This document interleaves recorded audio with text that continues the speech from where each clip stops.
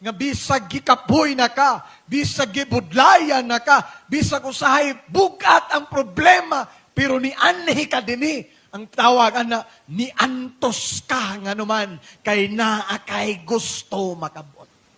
Ang pagpugong nimo sa imong kaugalingon, nga dili ka makasala, dili ka makahagbong sa tentasyon, nga dili ka makalabas sa pulong sa atong buhi nga Dios, bisan gilantaw nimo ang ubang mga tao, nalipay sila sa pagbuhat sa mga sala, pero ikaw muna nakagpugong, antos nga dili ka mahitumpawa ka.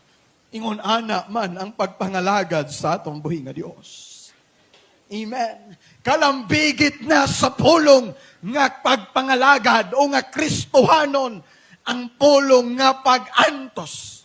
Pansalamat na lang usa sa mga hinungdan nga nung nagpabilin ta karon kay taliwala sa mga pag-antos ato gihapong mapamalandungan, maayo ang Dios, mahigugmaon ang Dios. Yang mga pagtudlo nga hangtod karon nagpabilin sa atong mga kasing-kasing, nga hangtod karon nagpabilin nato nga giya para mo padayon ta, para mo lahutay ta.